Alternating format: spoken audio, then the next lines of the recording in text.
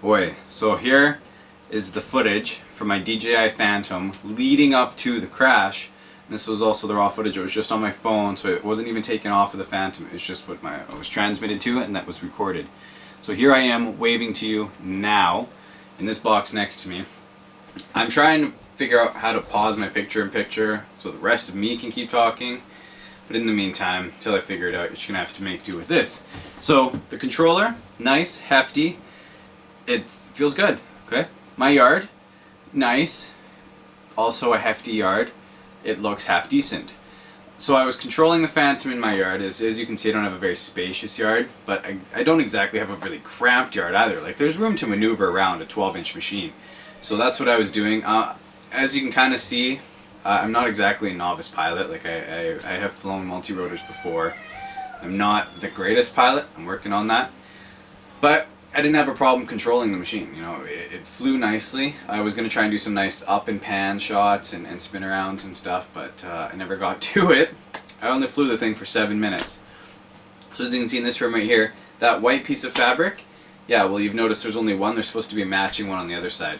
That matching one is up on my roof, and that's the downfall of my adventure. So I flew it onto my deck. I don't even think I was watching it. I think I was just looking at my screen to do that. I mean, there's zero lag that I could tell between what I was seeing on my screen and what was actually going on or on my phone attached to the controller. So that was quite nice. That's a very good technology. I'm coming from the Simas where there's a lot of lag because it's Wi-Fi. This, smooth as can be. So you'll notice there's a piece of fabric hanging off the corner of my house. I go up and I stop the video right there.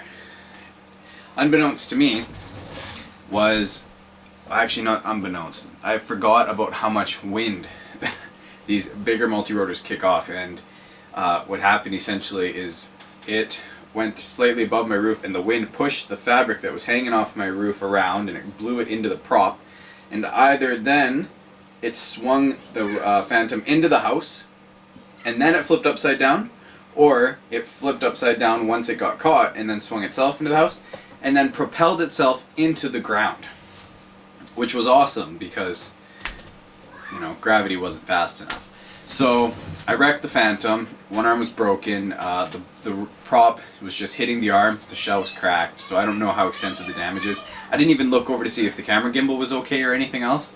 I was so distraught. I pretty much came in. I called up my dealer right away.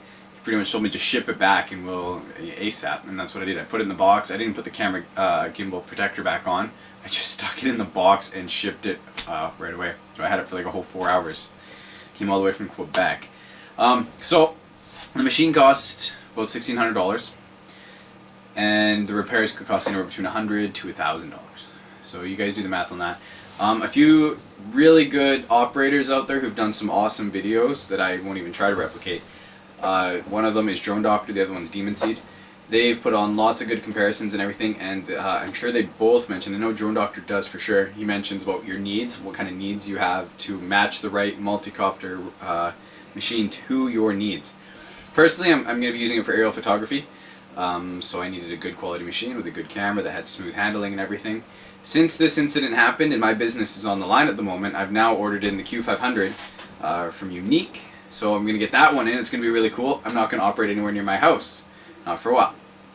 So, good lesson to learn. Make sure you guys, if you want a drone, because they are super neat, that you know what you want, you've researched thoroughly what you want, and you know that you're capable. If you don't think you're capable of flying a DJI, even though the manufacturers and other operators say they're so easy, inexperienced people can fly them out of the box, it's true, but like me, if you hit a building once, you make one mistake, your machine is toast. It's just pretty much garbage.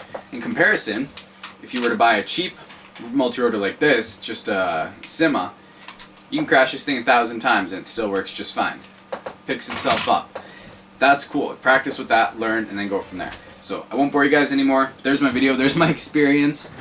I hope everybody else has a better experience than I do with these things, and I can't wait to get my machine back. And I can't wait until a few days when I get my Q500. I'm excited for both. I seen How Not to Break Props. I think that was Drone Doctor did that one. So I'm going to try and catch my Q500 to keep it from landing unevenly and breaking props, because I don't have spare props coming in for that. I do have carbon fiber though for the Phantom, but it's another day. You guys don't want to hear that. Anyways, I'll talk to you guys later. Hope you enjoyed the video. Bye.